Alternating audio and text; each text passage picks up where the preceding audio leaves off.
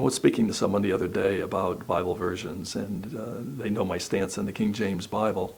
And they said, well, it just doesn't have the same meaning and the same oomph that the Hebrew and the Greek, the original languages, have.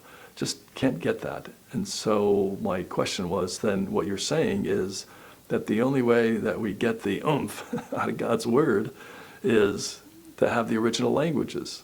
And so seeing most people, like 99.9 with a lot of nines after it, don't know the original Hebrew and Greek. Webster's dictionary comes up with, they say, 171,000 words. And depending on if you add other factors in there, such as occupations of law and medicine and technology, then with those words added into it, you can get over 1 million words in the English language.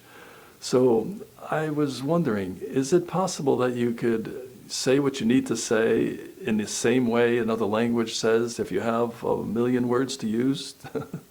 You know, it doesn't have to be one word for one word. Sometimes English language in the King James uses a phrase to say the same thing in Hebrew or Greek and get the same meaning, and that's okay. The idea is to get the same meaning.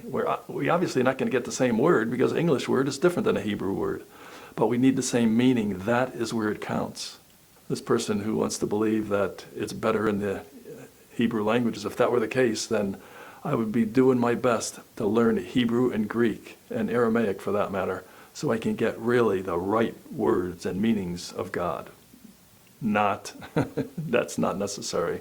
We have the correct meaning, the understanding in God's Word in the King James Bible.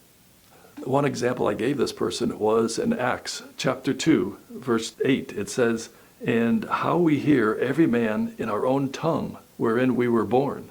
This is the day of Pentecost, where 17 different countries and languages were hearing in their own language. Do you think that messed the meaning up? Do you think they just didn't know what exactly was being said in 17 different languages? Just to go from Hebrew to English, that's just one step. To go from Hebrew to 17 different languages, or Greek to 17 different languages, that's a bigger jump. But I think that they understood what word was being said at that time. And I think the God of creation, who is well capable of putting the stars in the sky and naming every single one of them and numbering every one and putting the body systems together to work simultaneously so we could be a creation of God, I think he could put words on a page. Yeah, I don't think that's one of the hard things. Take care. You have a good day.